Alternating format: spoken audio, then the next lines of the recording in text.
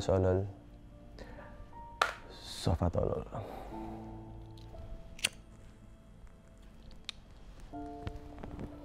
Ntar ya. Buka minuman dulu. Biar lebih lancar ngobrolnya.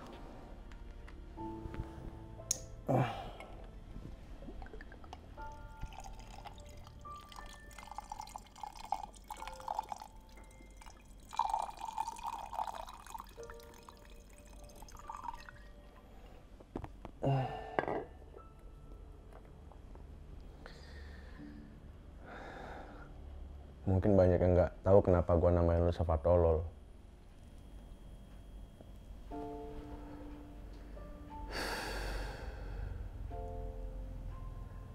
Harusnya lu sesuai job desk lu aja, jadi sofa, udah benda mati. Kenapa harus jadi temen? Kan gue juga jadi berat nih ninggalinnya. Gantinya. Barang-barang di rumah udah pada ada kecuali sofa baru.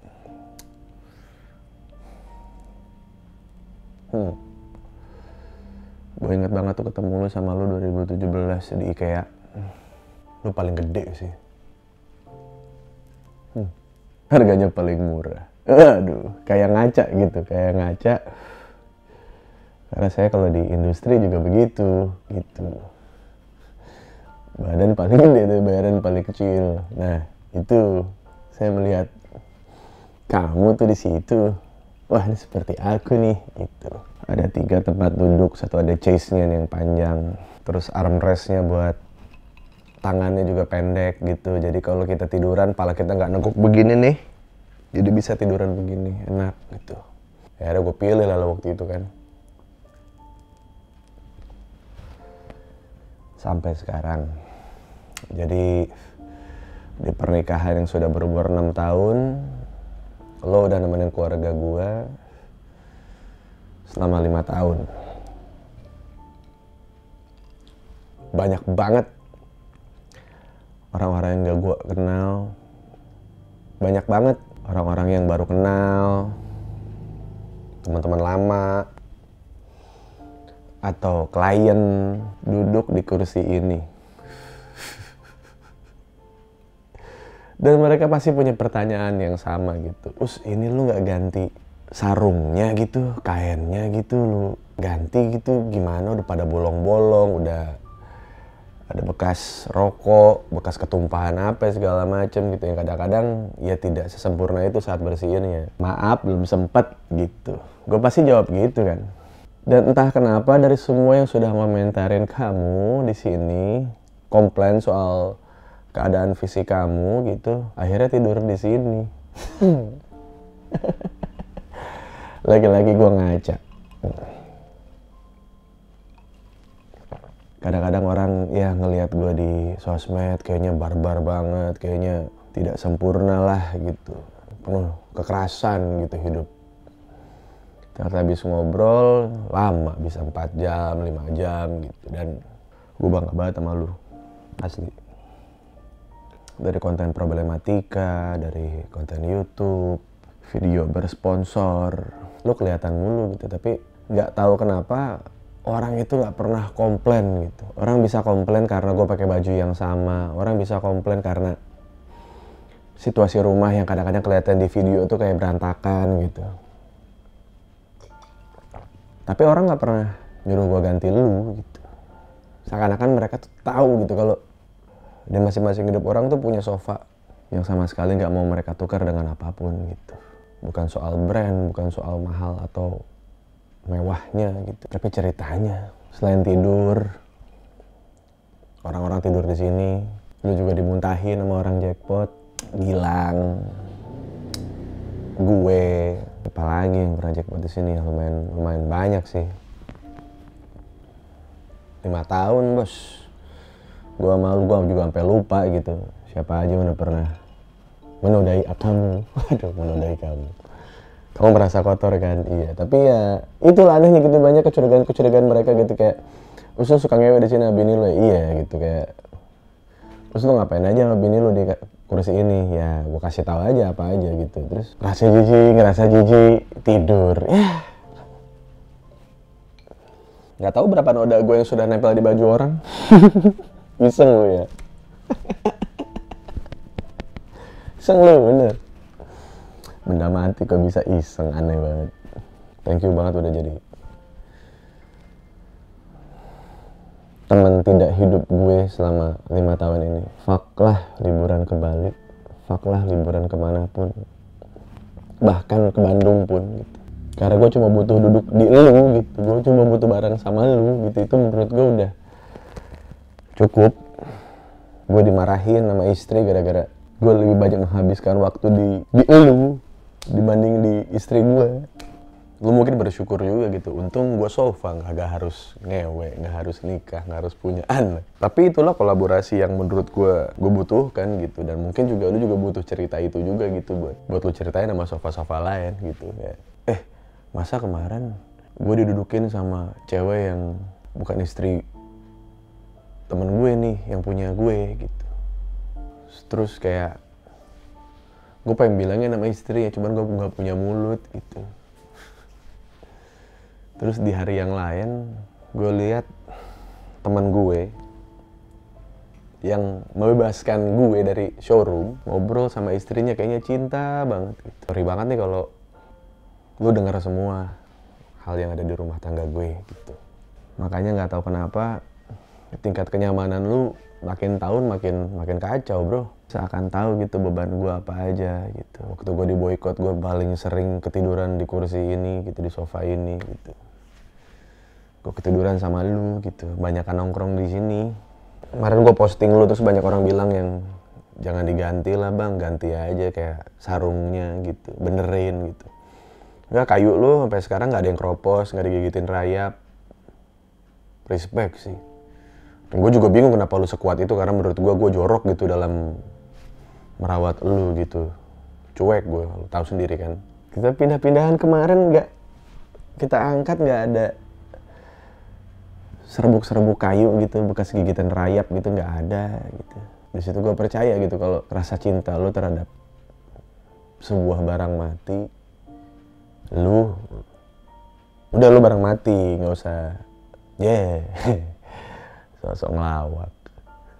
Nggak, lu barang mati, nggak usah sok-sokan ya karena kita temenan bro ya, tai. Nggak, lu barang mati bro. Cuman gue kalau boleh jujur kayak rasa cinta kita, rasa nyaman kita terhadap sebuah barang itu yang ngebuat barang itu kuat gitu. Mungkin dia sedikit sobek, sedikit lecet, tapi nggak tahu kenapa lu juga masih mau berusaha gitu buat temenin gue gitu. Thank you banget. Iya, gue ceritain. Ya gue juga nangis di sini. Iya, sendiri sini. Iya, puas lu.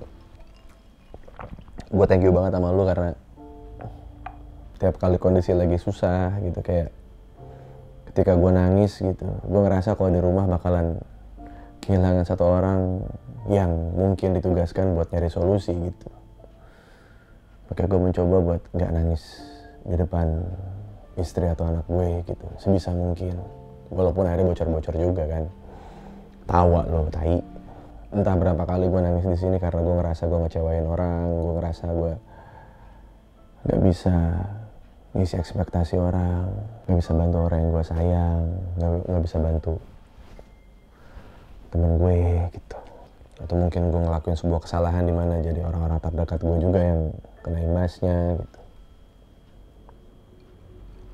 Bahkan di beberapa anime yang gue tonton gitu, manga yang gue baca, kadang-kadang tuh kayak ada benda mati gitu, entah dia robot atau dia patung gitu, terus kena tetesan air mata, tes gitu, terus dia jadi hidup gitu.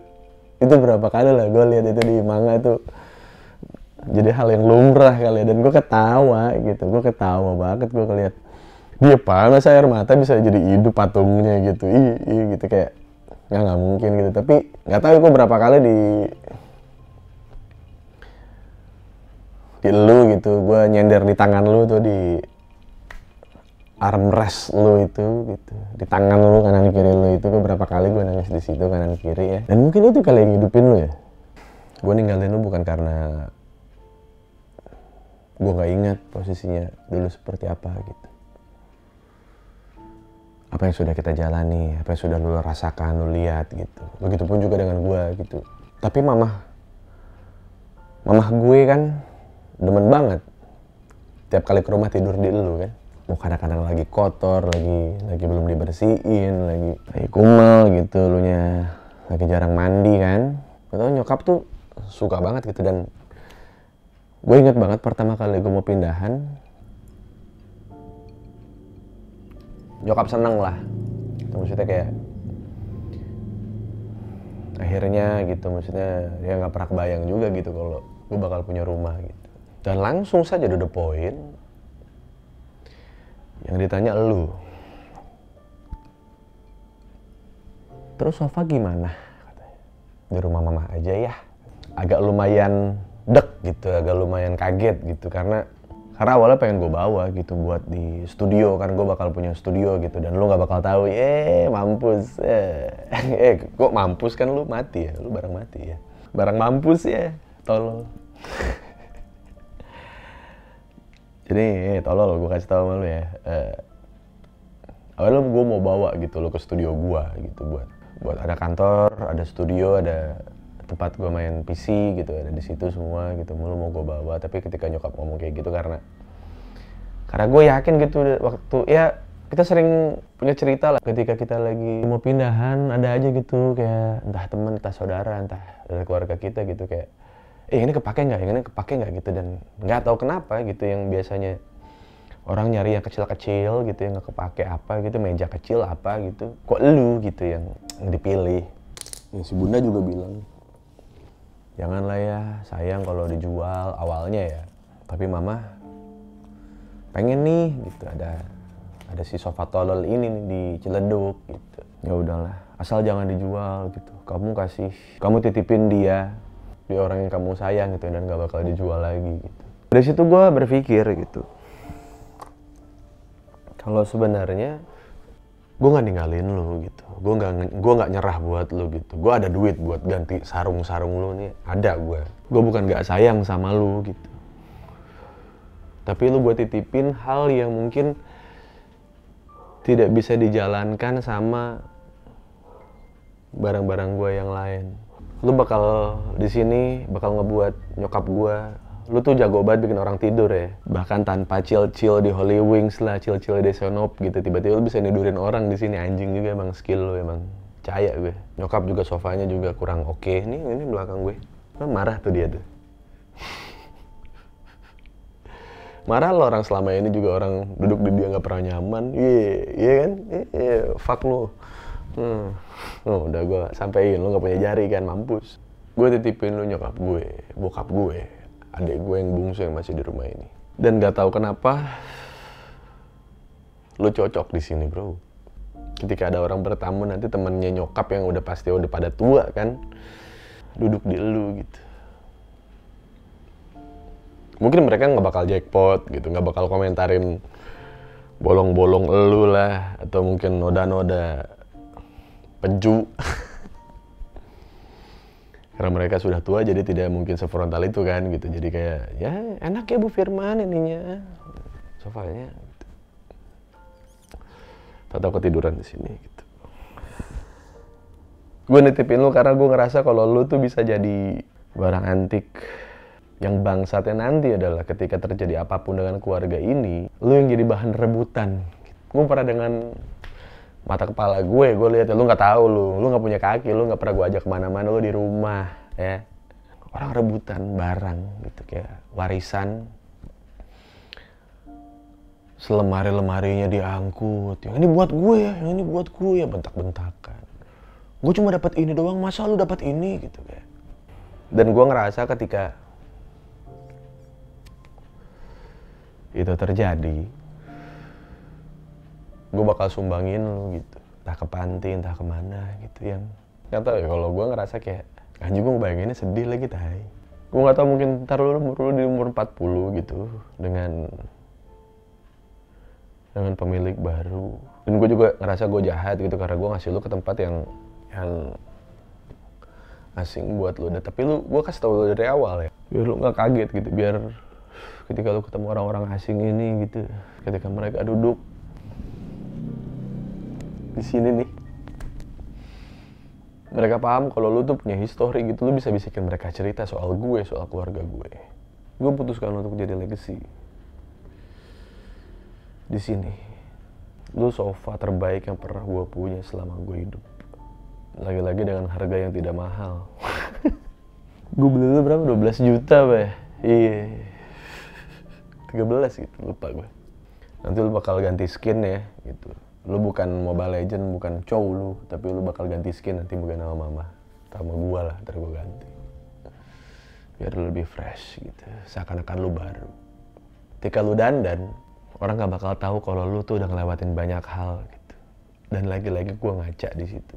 Ketika lu dandan tuh orang kayak, wih sofa baru nih, wih sofa ini harganya berapa puluh juta gitu. Padahal enggak usah. Enggak, lu gak usah songong. Ini emang gue berkelas kali. Gue nggak ngerti orang apakah itu juga buat merhatiin lu gitu. Bang, sofa legend nih bang. Gitu. Bang, jangan sampai dijual bang. Enggak. Gue nggak ngejual lu. Gue nggak bakal pernah ngejual lu. Seandainya gue mau pun gue kasih ke orang. Thank you banget udah ngeliat Cio dewasa dari Cio bayi sampai gede. Gitu. Dari dia cuma duduk di sini, terus jatuh sampai lompat-lompat. Lu diinjek-injek. Sampai dia bisa ngelompatin lu ke belakang gitu kayak sorry ya. Akhir dari gua, lu bukan sofa estetik, tapi lu ngerti kode etik. Lu punya kode etik. Lu bukan sofa mewah, tapi lu punya marwah. Semoga jiwa lu yang ada di sini bisa terus membangkitkan gue, orang-orang kayak gue, atau siapapun yang duduk di lu nanti, beristirahat di lu nanti. Makasih buat 5 tahunnya.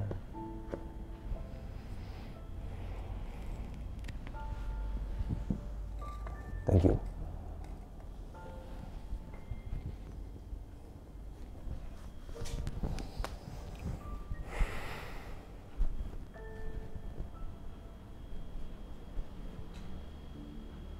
Dan gue masih di sini. Gak usah nangis, ntar kelihatan gue yang ngompol di sini.